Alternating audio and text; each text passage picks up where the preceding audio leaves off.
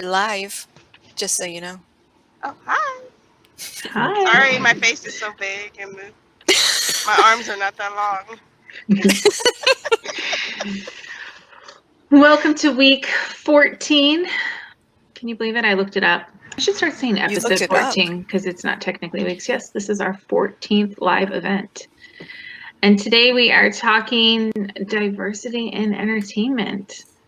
So you all know us by now, hopefully. I'm Nikki. We've got Rebecca Winter, who has got an audience with her today. She is driving in the car and going to make us motion sick. So sorry. I'm going to try not to look. I tried to put my stand up and it broke right when, yeah. That's all right. But we're all here, so that's step one. And apparently we're on time. It's 8:01 and we're live, so I'm feeling like we're successful so far. I'm trying to watch it I can't find it on Facebook. Uh-oh. You're the one. I mean, it's there, I'm sure. It's just... I don't know. You know me. I can't click around. If I click around, I feel like we'll lose our live stream. It says it should start soon. Hope it's not going to be one of those weeks. Well, if I can't tell. Sorry, guys. It looks like we are on my side. Yeah, on Restream, never really it says means live. Anything. Well, I clicked over to Facebook and I see us in the bottom corner on the studio side too. So I don't know. It looks like we're there. We're just on a pretty big delay. But we might as well start talking because we are recording. So there's that. So diversity in entertainment. Man, who wants to kick us off on this one? I know, Becky, you've done a lot of work and research in this world, haven't you, over the years? I have. We've had this conversation a few times. So I had this conversation with Becca a while ago. Yeah. Her first book. It's been a long time since I've spent a lot of time thinking about it, but I used to be like on a couple different, well, I still am, but I just don't look into it anymore. On Goodreads, various diverse paranormal and diverse fantasy and diverse whatever, because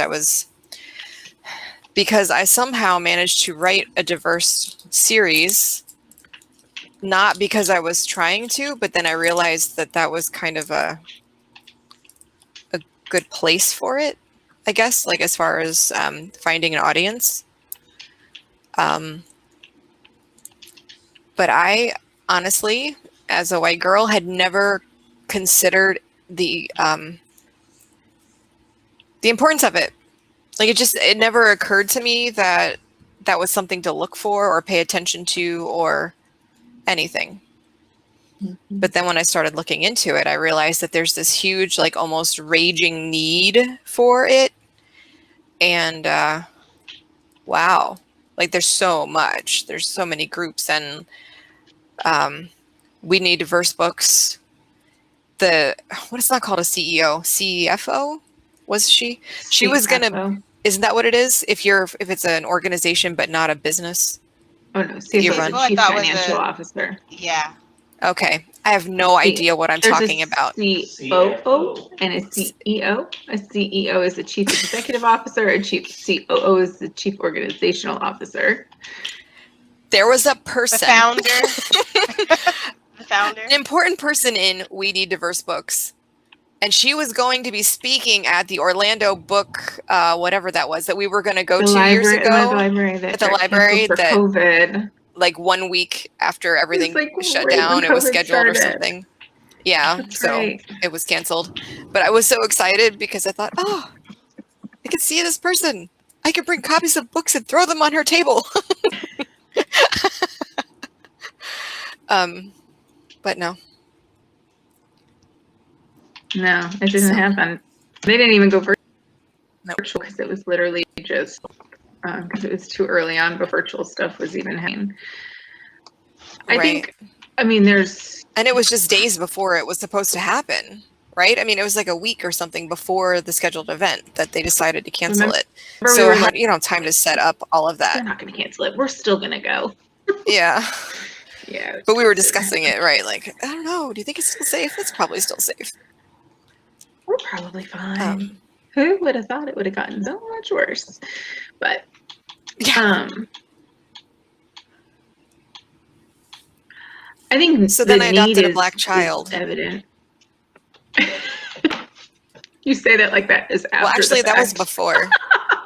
It was before, but I didn't even think about it. And so then going to the library and looking for them. And I was actually really happy with how much the library supported that. Like there were so many books about so many different kinds of people that it was really easy. Children's books, like you could see on the cover, and how they worked, at least at the library where I was in Dover. And here they do too. They'll have a lot of different books out. And it's really nice. I'm just glad that I don't think that was a thing when I was a kid. I don't know. Do you remember when you were a kid? Was there a range of diversity in like kids stuff? I wasn't To be looking for it, honest, so I don't didn't read know. a lot of kid books. And honestly, So if you didn't don't start look reading for until it, romance, you can't right? find it even still. What? Say that again, Nikki. I said honestly, still, if you're not intentionally looking for it, it's out there. But if you're not intentionally looking for it, it's not easy to find. I mean, it's not like you'll just head to a shelf in the children's section of the library and every other book is representing a different group of people. Gotcha. You know, I mean, there is a lot of it out there. There's way more out there than I think I ever would have even considered. But I can say even just my children have certain developmental needs. So when I look for children's book, if I'm looking for children's book that cater to differences in children, social differences, developmental, Right. that it's out there, just like there's children of different races and cultures and everything else. It's out there, but you have to seek it out. You got to find it. You're not going to find it standing at Goodwill and flipping through the used book section, you know? Well, yeah, especially not for older, because there wasn't as much. So if you're looking for you, yeah, there won't be as much. Right. Diversity includes a lot of things, not just making sure there's a celebrating Black History Month kind of thing. You know, like that could be like a token participation, but that's just not. Well, and I think there's so much more. That's the problem too, is when people think diversity, that's specifically what they think, right? But the reality is, if you look at what diversity and inclusion truly is, it's not just the color of your skin, it's your gender and your sexual preference and your disabilities and everything that makes people people, right? But we then take this stereotypical person and we put them in a book. And for children, it's a little different because most children's books follow the stereotype of whatever that character is. And that's what they get. So I think it's more than just having a character who's Black in the book. It's what is the person saying? You know, are they distinctively different or are they the same? You know, and it lends to the story as well. Same thing with even in adult books. I was having a conversation with Sarah Bailey, who's a member of our group. She writes romance, and we were talking about it months ago. And she said the biggest problem is when people go to write a same-sex relationship, they will try to write it different. And two human beings falling in love is still the same story. Like it's not, you can't go in and try to actively make it different because they're different. In a romance book when you're talking about building a relationship. But then you have certain things where people's differences make who they are. And it needs to be identified and it needs to be celebrated and it needs to be addressed in a book as well. So I think it's all in what you're looking for and what you can find out there. What I find aggravating is when I go out there to look for a book and every Black character reads exactly the same. Or every gay guy reads exactly the same. And I'm like, really? Because have you noticed don't all act that way.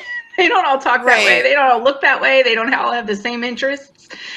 But as an adult reading adult literature, when I'm looking for diversity in adult literature, that's what I feel like I find all the time. Yeah.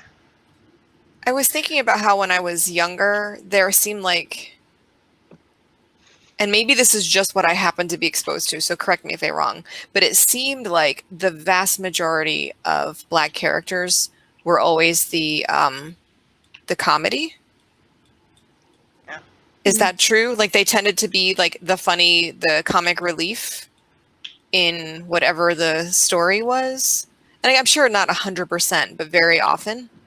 And I feel like that has switched over to the gay man.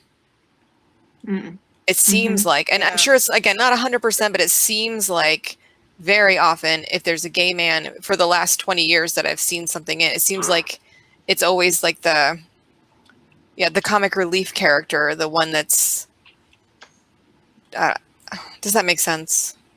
Yeah. Like that token, like the stereotypical gay guy is what you read in books or what you see in entertainment. Yeah. But even beyond that, like when it comes to, like for us as writers, writing books and deciding what to put on the front of your cover, I too write diverse characters. From San Diego, people, I was surrounded by diversity my whole life. So I have a variety of characters in my book. And I am literally right now struggling with what to put on my cover. And this is something I've had a conversation with Becca about years ago, because with her Kerguelen series, her main character was Black and everyone else was a whole different race. And when she was going to put, Becca, you were going to put your cover out, I was like, well, be careful what you put on your cover, because if you put a Black person on your cover, people are going to just assume this is a book for Black people. right. Because unfortunately, if there's a Black person on the cover, it can't be fantasy, it can't be sci-fi, it can't be, because if there's a Black person on the cover, it's about living in the ghetto, or living, like, it's just a book for Black people, or, you know, they don't have to be in the ghetto, but it's not often that you see a book with a Black person on the cover and assume this is a book that's for everybody. Right. Even so, you'll have a lot of Black writers, and they will put no people on their cover, and or they will put a white character on their cover, and they'll write stories with white characters because that's what sells. And it's unfortunate, because why can't it be a story with someone of different skin, the exact same story? Because we don't expect it to give us the same connection if we read it. Although, honestly, I think there's probably it would do better than they think it would if they find that person. I mean, you think about, isn't it Alex Cross? Super famous series about a Black man. There's and you got your on the cover, though, right? There's no picture on the cover. But anyone who reads it I mean, like, everyone knows, I think. Yeah. Don't they? Yeah, once you and get into it. That vampire, it's been a long time now. The guy that was the half vampire and he goes around killing all the vampires. Blade. Yeah, I mean, so there are some. There are some, but you have to get your right audience for it. And honestly, I can't know for sure if it's just the timing, but I switched my cover from the pretty Black girl on the front to a person in the distance, so you can't tell what she looks like exactly. And since then, I have not done a tenth as well on promos. So it could be that it's not the cover. It could be that it's it's a nice cover, but it could also just be that running those kinds of promos is not as good anymore, because times change and what works one year doesn't work the next year. So I don't know. I don't know for sure that that's the problem. But I was just thinking how I might switch back to the old one for a while and run some promos again and see if it gets more traction, because it did. Like, that cover, again though, that was like 5-6 years ago when I was getting much better traction than I am now, because I spent a fair amount of money. I guess it was last year or the year before, and just really nothing came of it. I barely broke even, or almost didn't break even on those, like the email list ones. I used to always do so well on those. I'd make all of it back and then, quite a bit more. And I didn't even have a full series yet, and now I have a complete series, but I just got nothing. So anyway, it did at least, it didn't seem to turn people off as much as there was concern that it would back then. It may be covered. And I don't there's an author on TikTok. I'm sorry. I just mean that some people just assume what it's about before reading it, and they decide it's not. Well, I mean, that makes sense. I understand it. Well, and I think you make a good point. I mean, because you bring up Blade, but like that's Wesley Snipes Everybody knows him. He's already in the movie, put in right? his Like, stars. who's not going to go watch Right. Wesley Snipes in a movie? He's also, I'm Yeah. pretty sure, we watched it not long ago, surrounded by an all-white cast. True. So, Well, that's always a thing too. right? So it's not It's like not really diverse. If right. It's a famous actor who's surrounded by a bunch of white people. I mean, you know, you compare that to a movie with an all-black cast, and yeah, people might look at it and think it's a movie made just for black people. But then it's gonna, you know, it's probably going to be a comedy. it may be. Well, and then you find Likely some people is. who just break out, who start out like Tyler Perry, who's created.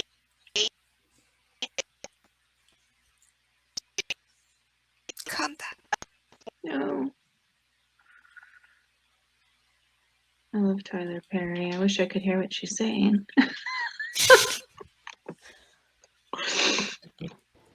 And there you are. Come back. Came back. Okay. Start again with Tyler Perry. All right, then you have people like Tyler Perry, who has created a foundation for black actors and musicians to have a platform to present themselves. And in some cases, the stories are stereotypical. But what he did was he started out with the stereotypical stories and then branched out into other more positive streams of stories and characters, and now he has his own studio and he creates a variety of stories now. And even the Oval Office, I think, is that him? I think so. Where there's like a black president or something. But he now has a whole studio where he creates places and stories.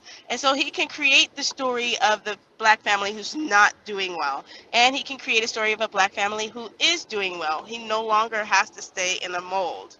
He started out that way, and then he was able to branch out, and he's able to show all the different variations of black people now. But you have to start somewhere normally to draw in your audience and then branch out to help them see other things. Who, by the way, and I think a lot of people have to.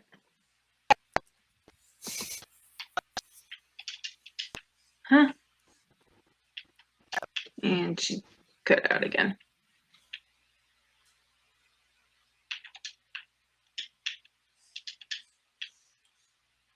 I'm just going to talk. Okay. Yeah, go ahead. Who knows what? I was just going to say, you know, there's a lot of people, I think, in the entertainment industry that have to do that, right? You have to cater to the crowds in order to be able to be successful enough to do what you want and do what you're passionate about. And I think Tyler Perry is a perfectly good example of that. I mean, he catered to what the audience wanted until he was successful enough where he could create what he was truly passionate about. Tyler Perry played Alex Cross, I was trying to say. And he's had a lot of success with that, but there's a lot of other, you know, the acting community anyway, where people have gone for their passion projects and they failed miserably and they've given up, you know, just like there's a lot of authors out there who have tried to write characters that meant something to them and represented them and have failed at it.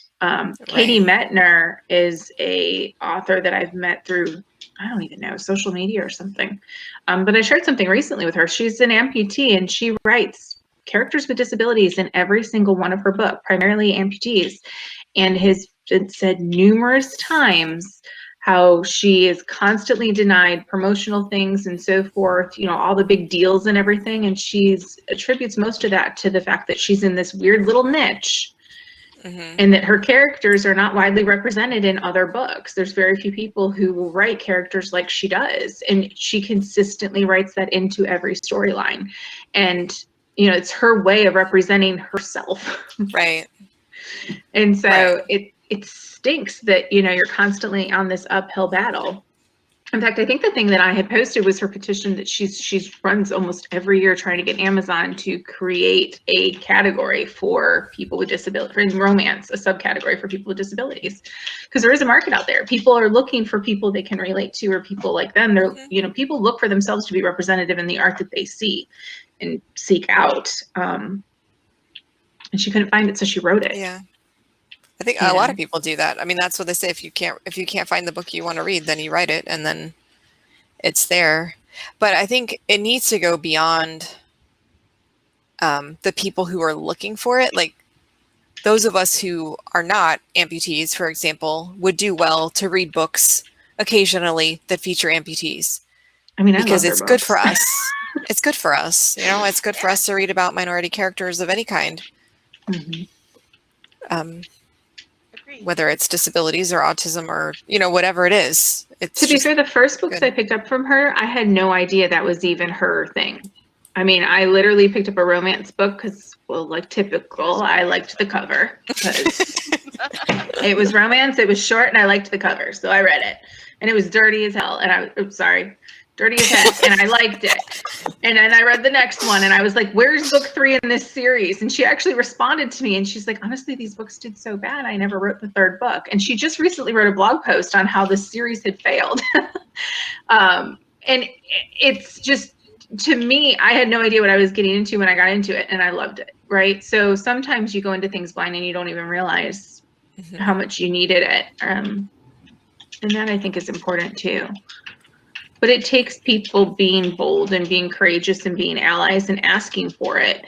There's an author on TikTok, young girl. I mean, man, she can't be, I don't know, she just looks young.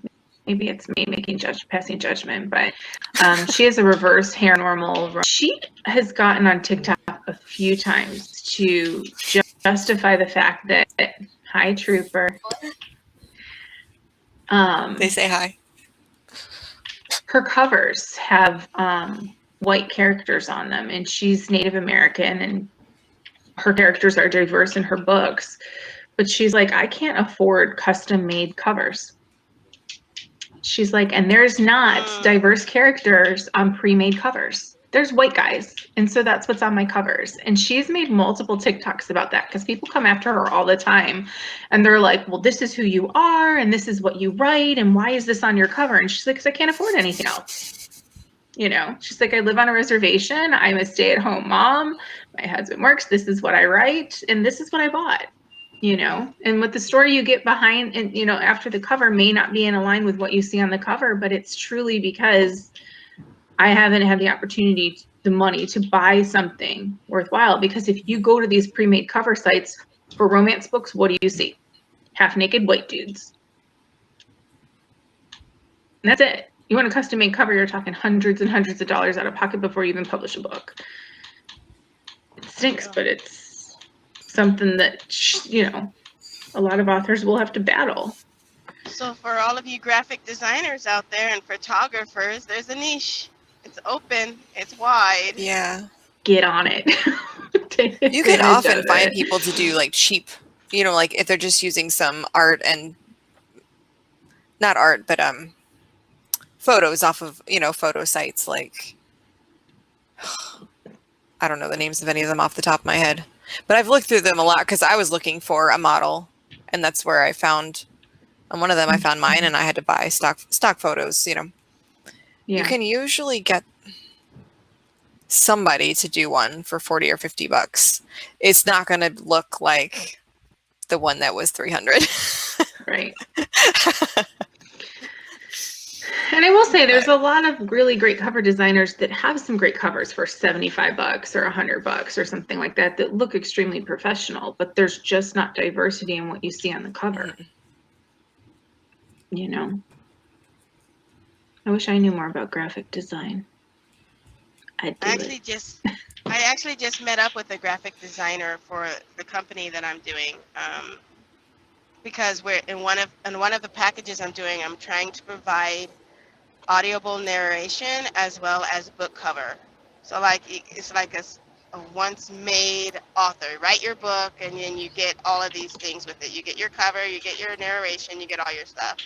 And so we talked with her and she had some really fantastic ideas. But we have another conversation with her and I'm actually going to ask her about the option for diversity in books, because I don't want to have something set up and then there is no option for that, and it's already included. And so that's definitely something to think about that I hadn't even considered. I just assumed that those options would be there. So now it's something for me to consider and look at and say, if somebody wants someone of a different nationality, is that an option for them, or is that going to cost them more money? Because it shouldn't, right? Right. Mm-mm. No, it shouldn't.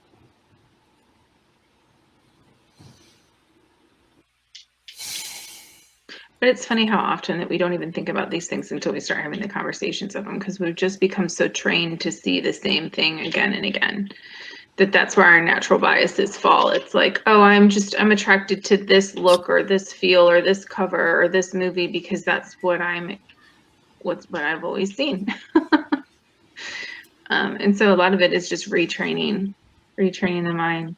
But I'll tell you, I mean, I'm pleasantly surprised when I read books and then you start with realistic characters and then you start reading the reviews and it's like, oh my gosh, that was a realistic character. There was a curvy woman. Okay. Curvy women, it's the big thing this year. Everyone's put a curvy woman in their book, especially in romance anyway, because that's really all I can speak to. Okay, do you know how they define a curvy woman in a romance book? Thick? Like maybe she's got a big booty and some boobs, but that's about it. They're still explaining an hourglass figure with I'm like, what curvy woman is that? Because if I'm talking about curves or curvy women, a larger woman who wants to be represented in a book, I want somebody who's gonna look like me, and I don't have an hourglass figure, ladies. I'm sorry. But there was a huge thing with it last year, and they were looking for covers with it and everything else. And you look at the cover, and it's like it's a big boobed girl. That's it. That's not, representing really that's not representing what you're marketing to. That's as close as we can get to a plus size woman in a romance novel. Okay, because everyone assumes no one wants to read it.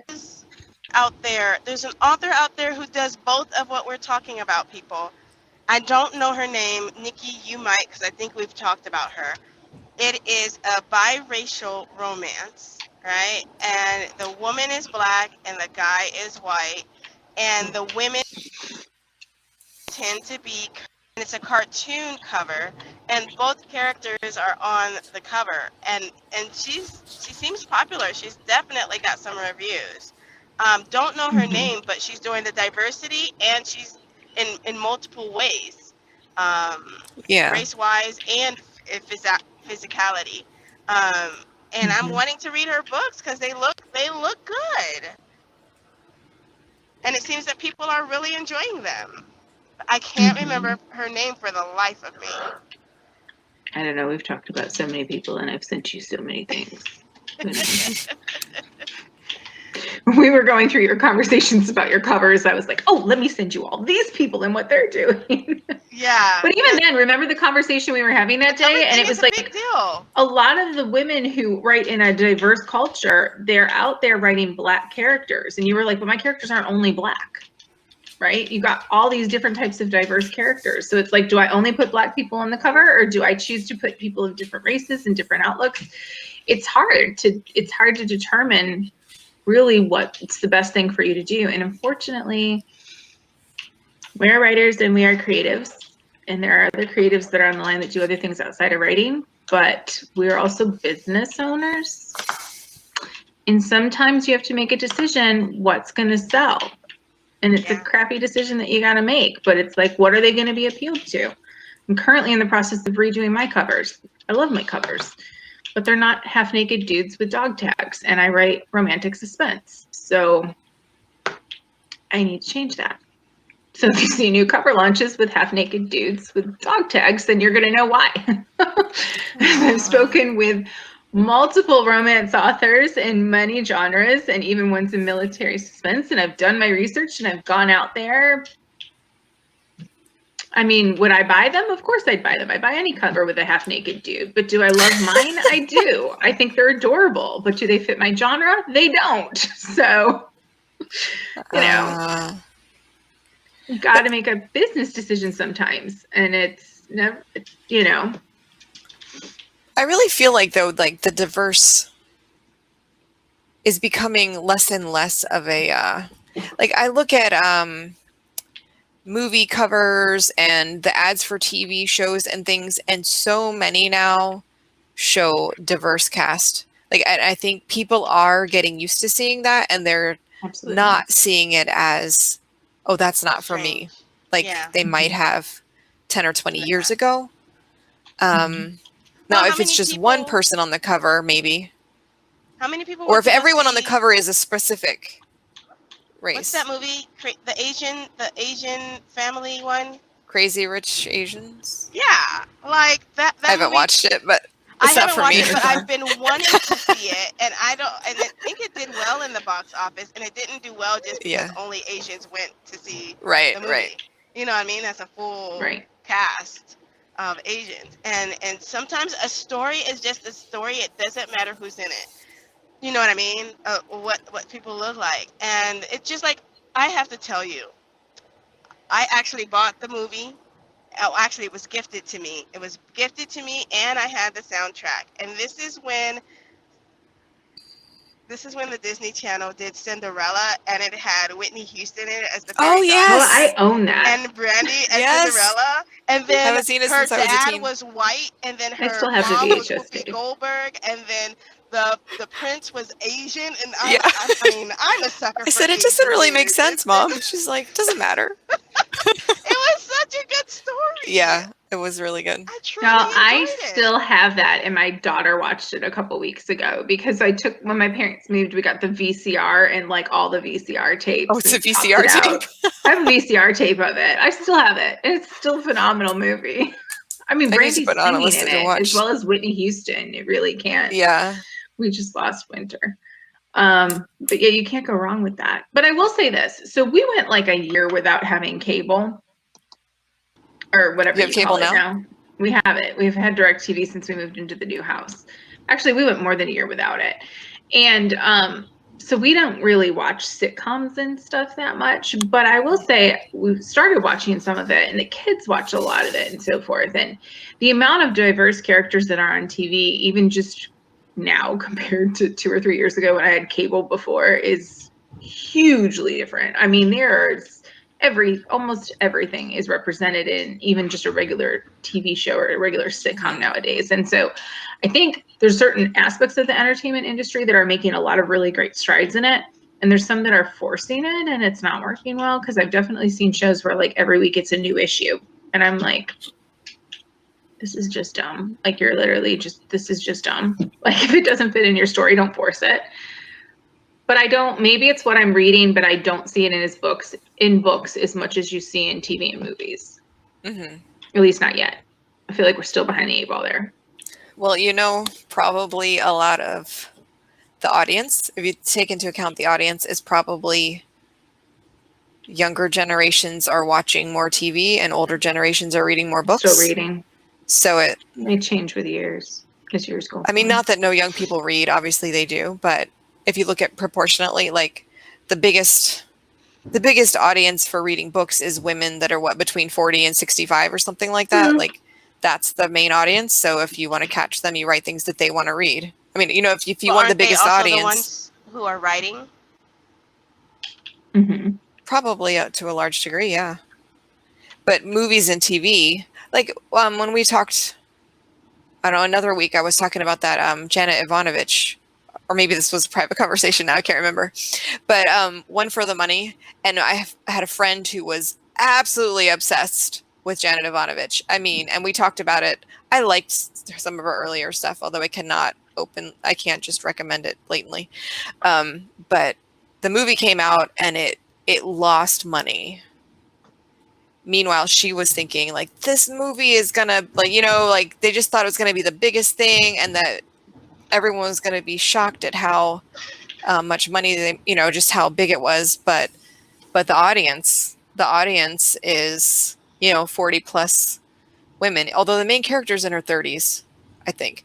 But anyhow, like, it's that group, and those people don't really go to watch a lot of movies compared to your 18 to 40 guys, for example. Like, if you think about what's in the theater, generally speaking, it's not catering to that same group. Mm-mm. Most of the time. And certainly your big hits usually don't, unless it's Nicholas Sparks. Yeah. Which we don't have to talk about. Thank you. Well, and then they change the story and you love it. Yeah, I liked one Well, of his. I mean, they cater to things in big theater, but then you've got things like the Hallmark Channel that is killing it with like the same story being True. retold 975 True. different ways, 365 days a year. True. Yeah, because that audience of 40 plus women, or in that case, probably more like 50 plus women most of the time, I would guess. Although I don't the know. I Hallmark. could be surprised. Just saying. I could probably look it up. I will watch it at Christmas, but that's it. I mean, I don't know. So there's obviously It's a different happy outlets ever that cater after. to different people. You know what you're getting. Yes, Sometimes you that's just the reason want why to I know read what romance. you're getting. I need to know what I'm getting. I don't know. I think there's a lot more that can be done, especially for people who are looking for themselves in books. It's hard to, I think people are scared to take the risk, or they're scared to try and write it and screw it up too. Well, And yeah, that's a big, huge part of it, you know, because so many people have been ridiculed, especially in the book industry, for writing it incorrectly or representing themselves incorrectly or representing their knowledge incorrectly or not getting sensitivity readers or not, you know, there's a million different ways that people have been criticized for it. And so there's a huge amount of fear that goes along with that. Yeah. Yeah, it's important to know, either be or know closely the people that you're representing, and research and ask questions, and for goodness sake, have some people that you're representing read that story before it goes out to get honest feedback. Mm-hmm. Agreed.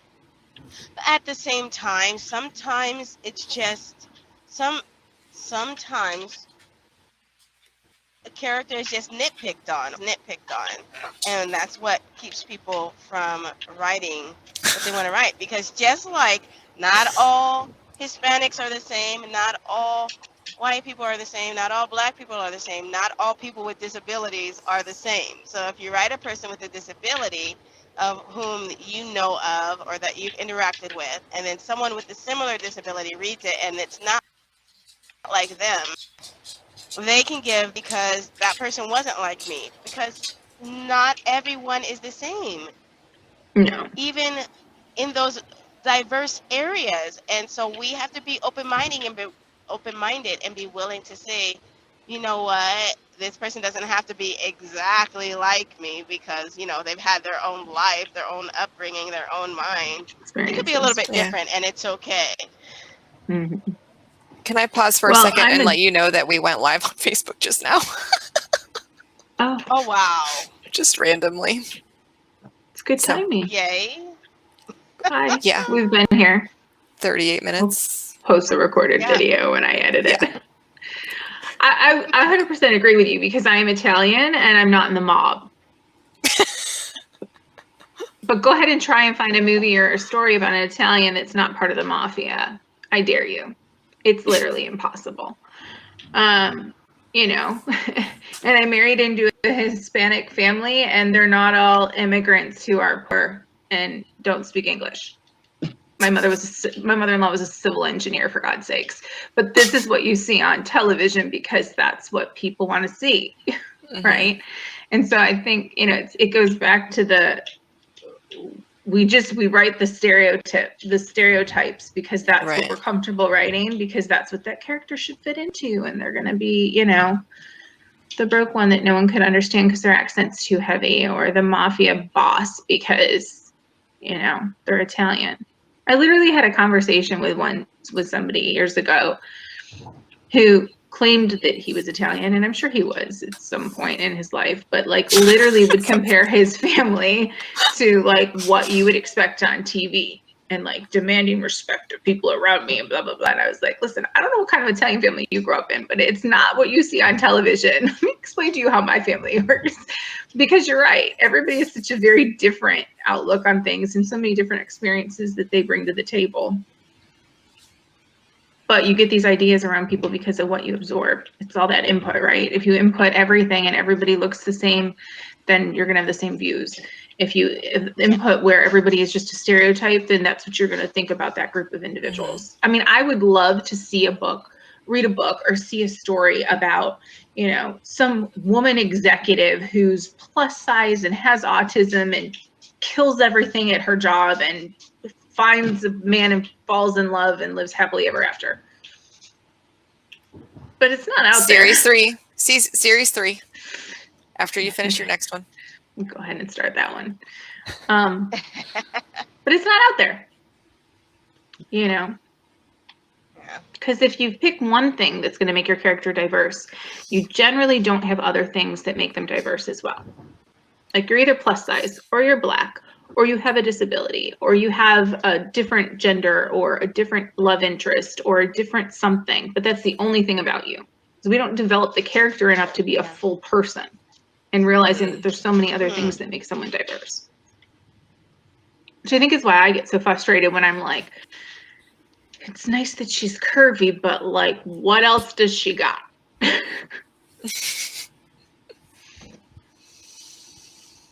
Besides self-esteem issues, because every curvy woman in the story has to have self-esteem issues. She can't just be happy with who she is. Yeah, well, that's another. Maybe who doesn't. I mean, I do have a curvy character in one of my books, and she does have self-esteem issues, but the stories that I wrote for her were ones of my own from my past, my own issues that ended up in my book somehow, right? Mm-hmm. So sometimes that happens as the author as well. As you start writing this character, you're writing your own experiences into it. But not every woman who's plus size has self-esteem issues. In the same way, not every Hispanic can't speak English. You had a reason for it, though. She didn't have self-esteem issues because she was big. She had self-esteem issues because other people told her that she wasn't enough. Right. And that's a whole different level. It's deeper. Right.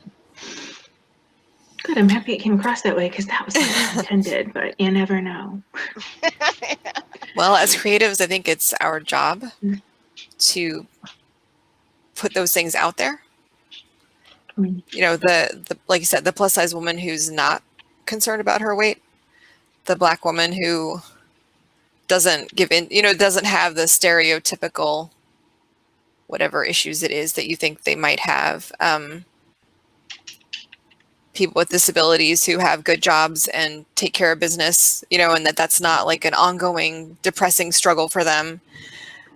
Because people, I think it's too easy for people to get trapped, like you were saying, in the stereotype. Like you said, like the Italian.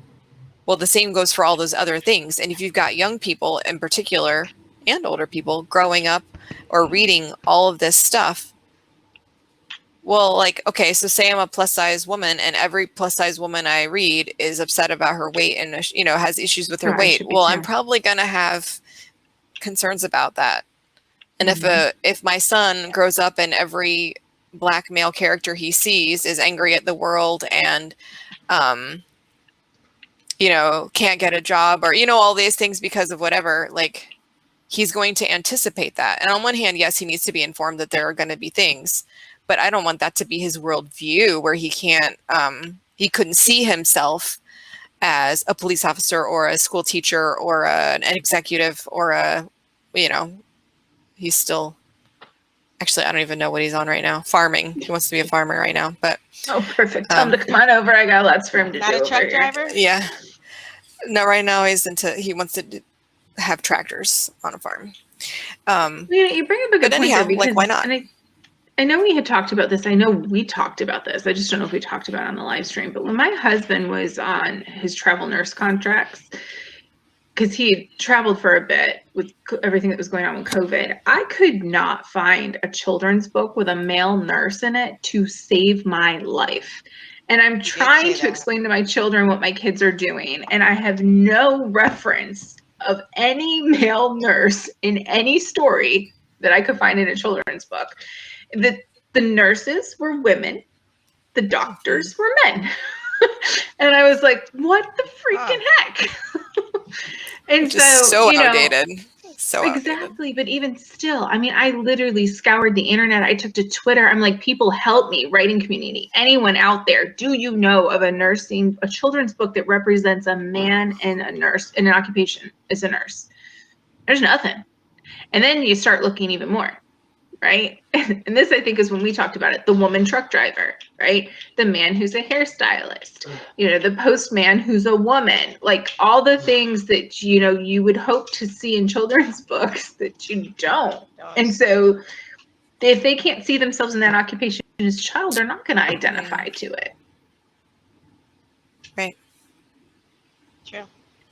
Right, which is why Still you need end to up find with somebody to write those children books, because I don't think I am capable. But if you're a children's book author and you're out there, call me. I got some ideas. yes. She does. Because people want to grow up to be like their heroes. Mm-hmm. Now, right now, my daughter wants to be a pizza delivery girl, and my son wants to work on cars. So, I mean, pizza delivery, that's something to aspire to, I suppose. Yeah.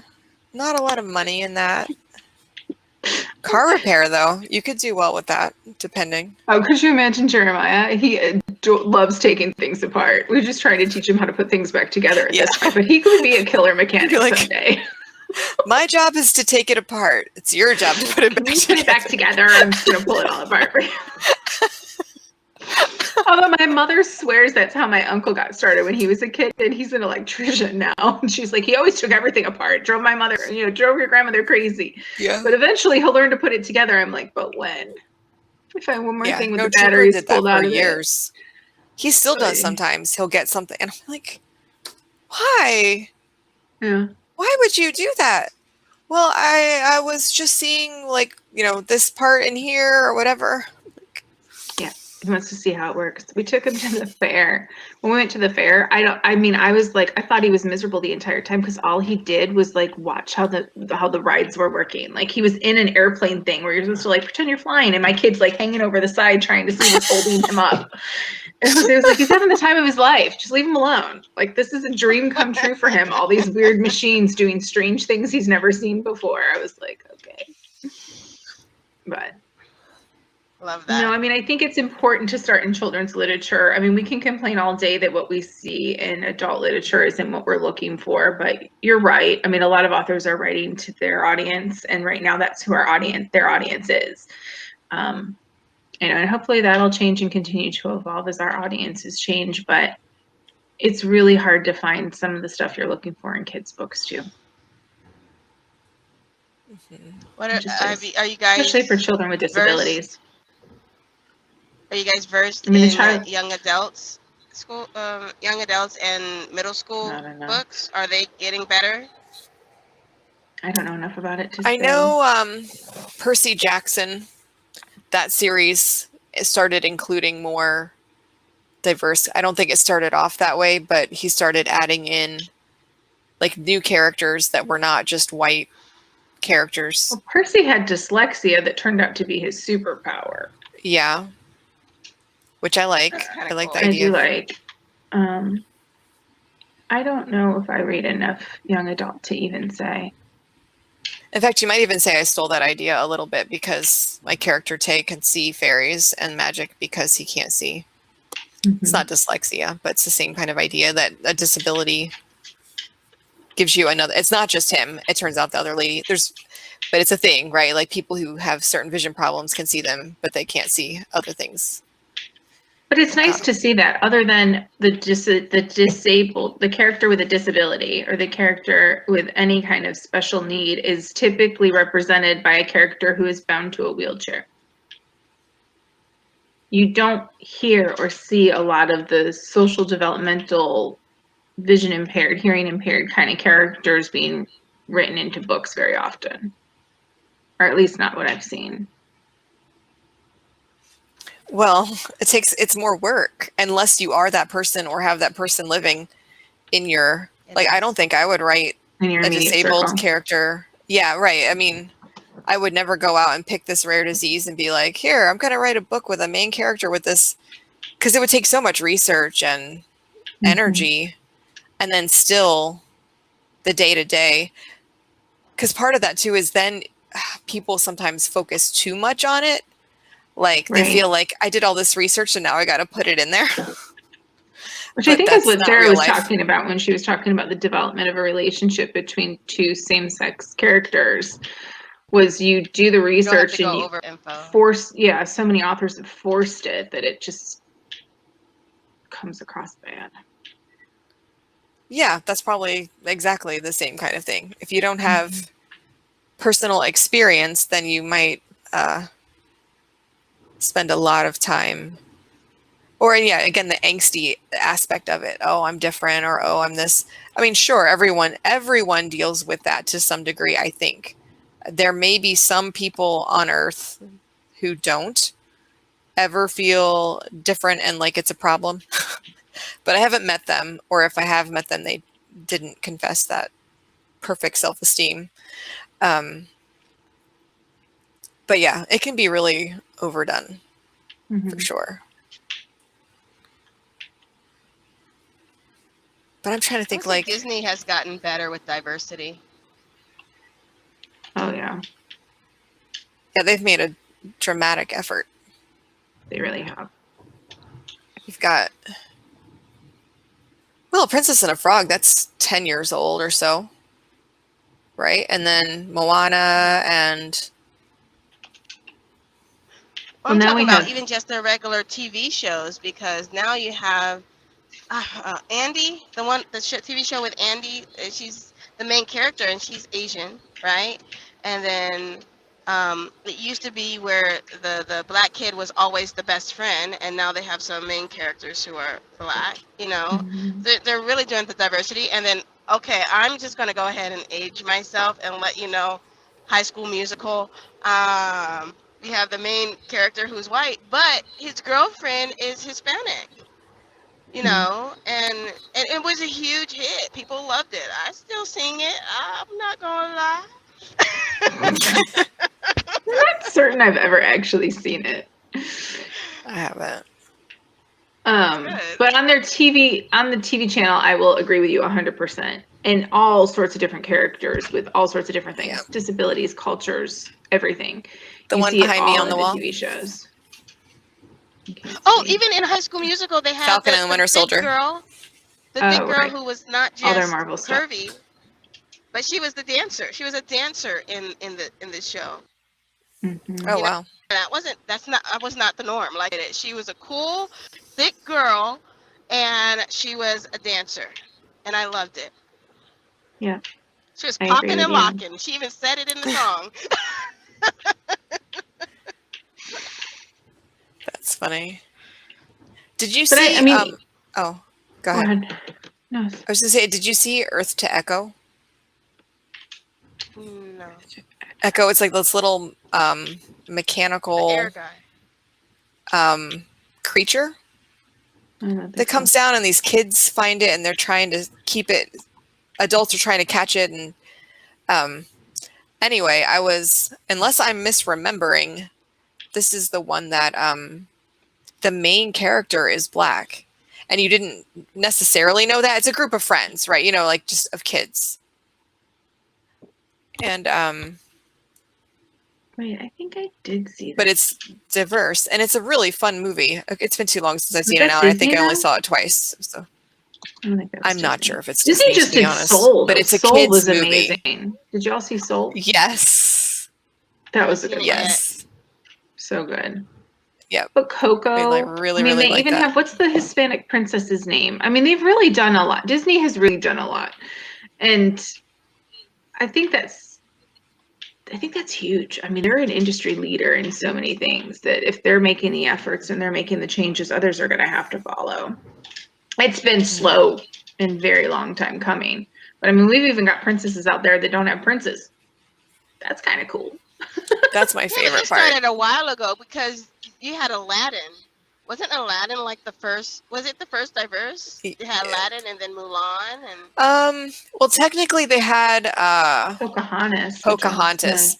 Although she was pretty was not a happy not ending, at all accurate to culture or No, history. So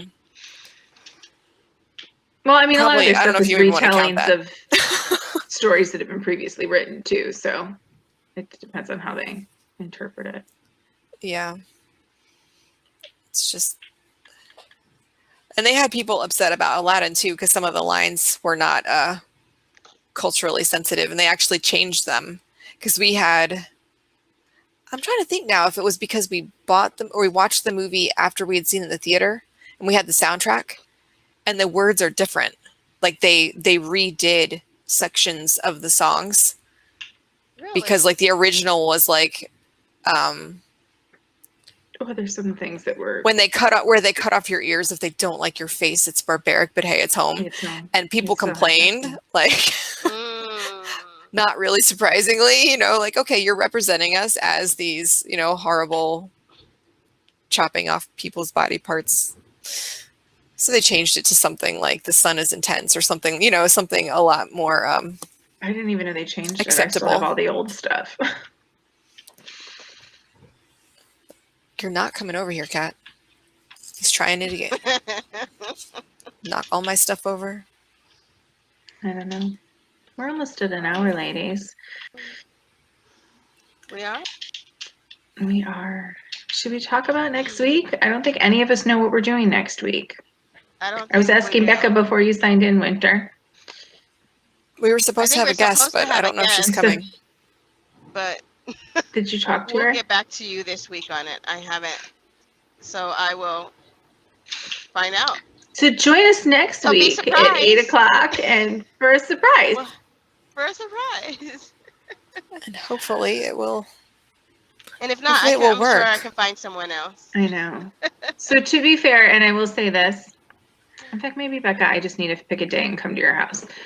Because for me to get to the library sometimes seems like such an impossible feat. But our videos are all edited. Now it's just a matter of me taking 2 days each to get them uploaded to YouTube. So it's my uploading is my problem. But we're edited up to date. Yeah. So that's a good start. You could probably set it up here and then go do your shopping or something, couldn't you? What if I can show you how to just, if I set them all up and just show you what buttons to click, then maybe you can do it for me with your internet at the house. But yeah, so that's the only reason why we're behind at this point. But otherwise, we're pretty up to date. And the reason for that was because our Enneagram one never posted live to Facebook, and so I was trying to get caught up so we can get that content out because that was a really good session last month with our guest. So I will work on figuring out a way to get it to you all. Yay. Either with Becca's internet or the library, who knows? Because it's definitely not working here. It literally takes me 2 full days to get a video uploaded to YouTube. It's just crazy. And I got a job which requires the internet, so I have to time everything perfectly because once it starts, I have not been able to figure out how to stop it. So anyway. All right, well, we will do this again next Tuesday. We don't know what to tell you to expect, but keep your eye out. But we'll be here. I'll put an event out there. I'm sure it'll be fun. Here, talking about something like usual. Maybe with a guest. Maybe, maybe not. You never know. We say there's not going to be a guest, and then there is. We say there is going to be a guest, and then there's not. We say we're going to be here, and it doesn't post. We say we're going to be here, we're 30 minutes late. I mean, it's kind of just a crapshoot here. Kind of like the Cabbage Patch kids that you don't know their gender until you get them home. It's a happy Mine was a boy. Named him Michael. Oh boy. Named him Michael. Am I ashamed to say I had too many and I don't remember their names? I named all my male dolls Michael. I don't know why. That's hilarious. I think I had decided I was going to name my kid Michael, and I am no longer attached to that, but I was really attached to that when I was a kid. I think it was because I was in love with Michael Jackson. I was waiting for you to pause so I could ask, were you in love with Michael Jackson? I mean, I was. I may or may not have been listening to him earlier today, so I could maybe or not agree that. I mean, how do you not go a day without Michael? I mean, I saw his concert and I was stuck. I never saw him live. Can you believe that? Biggest regret. I didn't see him live. I have his live videos though. Oh. His concert live. When I was like 6, my heart broke. Oh. When I was like 6 or something or 5, I was at my cousin's house and they were like, "Guess what? Michael Jackson came to our house." And we were like, who's that? Because we were not allowed to listen to any popular music or anything like that, right? So I had no idea. And then they had to like extend. She's like, so it kind of just deflated her little lie, because she was trying to get us all jealous and upset that Michael Jackson was at her house. But we're like, who's that? And she's like, you know, the famous singer. We're like, no, huh? Who? And it just totally ruined it for her. But anyway, that was my first introduction to like Michael Jackson. You know, my first concert was Patti LaBelle and Anita Baker. Nice. And it was probably one of the best concerts I've ever been to in my entire life. Not just because it was my first concert, but it was Patti LaBelle and Anita Baker.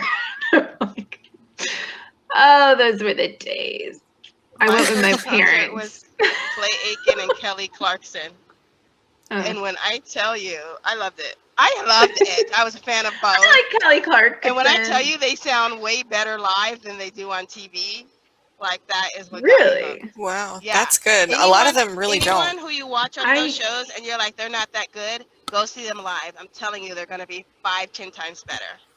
That's why I always struggle with concerts. My husband's a big concert goer, and he dragged me to a million of them, but they never sound good live. And I'm like, this is awful. I also can't hear very well. So in the live music, like especially for like rock music, alternative, whatever, I can't hear the words because I can't hear the words. It just sounds like loud noise for like hours. And I'm like, this is not my thing.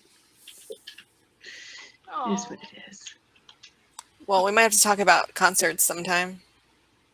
Yeah. Let's do it. Maybe next week. Fun. Yeah, never know. Music and concerts. Yeah. On that note, I got 901. I'm going to bed, ladies. Actually, that's a lie. I'm going to go finish this book I've been reading. So I'll see you all next week. We can finish it in bed and then. Yeah, it's technically I'm doing both the things I said. Yeah. All right. Alrighty. See you later. Good night. Bye, girls. Becca, call me tomorrow. I'm done with your story. Call me. Oh, wow. Bye. Yeah, you bet. Bye.